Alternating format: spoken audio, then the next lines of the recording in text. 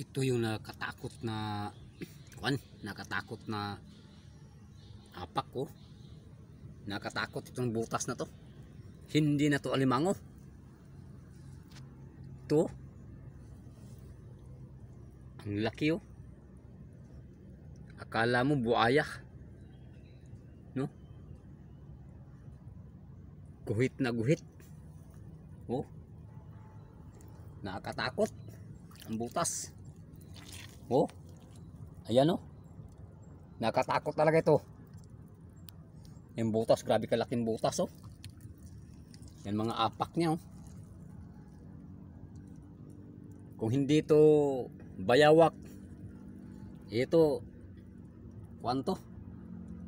Ano? Guhit niya oh. Sa buntot siguro ito. Yan. Kalaking pagkabutas oh. Kung hindi ito bayawak, kwanto. Tinatawag nila na ano yan? Yung kubra. Yung kubra. Test natin dukutin. Kasi matagal itong butas na to eh. Kaya tingnan ko lang ito. Test natin dukutin kung ano ba talaga yung laman.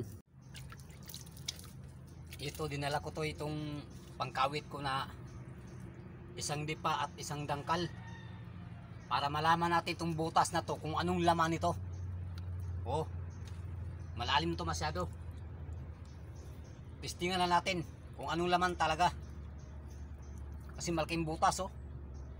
Pasok ako dyan. Grabe kalaking butas talaga ito. Testingan natin, sungkitin kung anong laman. Kung bayawak ba o kubra. Testingan na natin.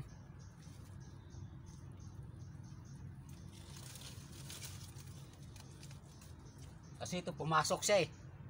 Ang apak niya hanggat doon. Malaki talaga ito. Ilang praso kaya ito. Malaman to sa pangkawit kung ano talagang laman ito sa lalim.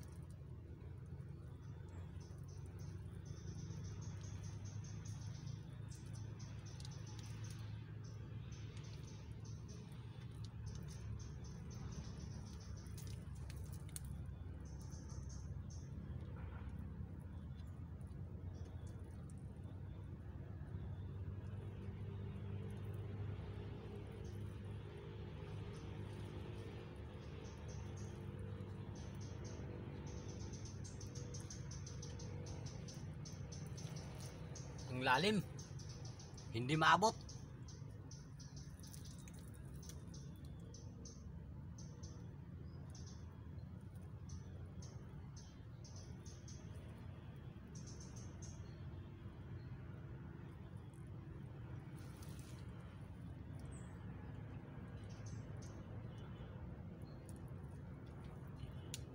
Nakakatakot.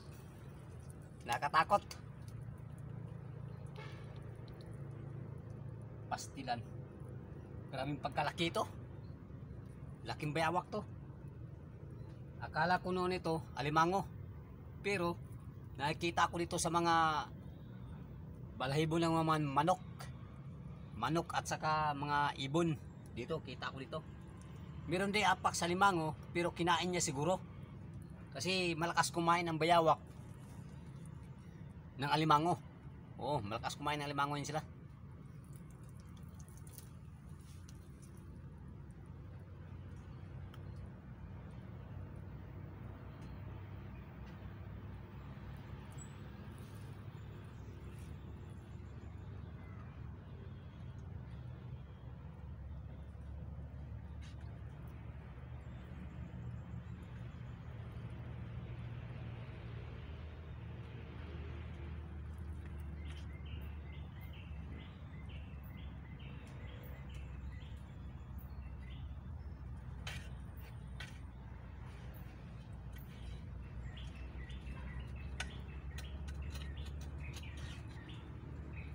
Ginasungkit-sungkit ko ito noon.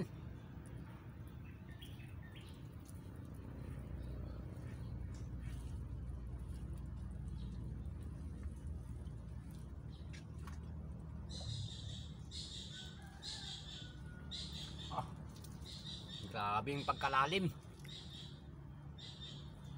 Grabe yung lalim. Siguro to mga 2 dipat kalahati ito. Tapos yung panungkit natin, 1 dipat, 1 dangka lang.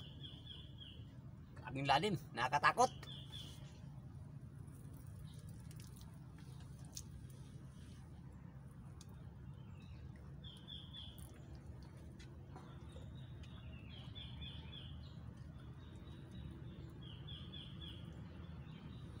Grabe luwag sa ilalim.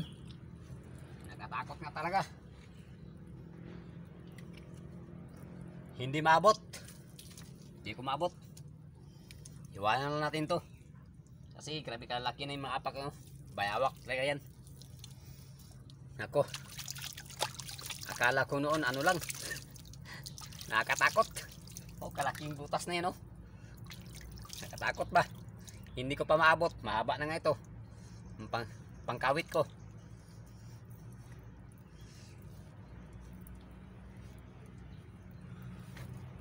Hindi natin ituloy pagsungkit sa lalim. Baka lumabas bigla. Hindi, gula tayo. Hirap na.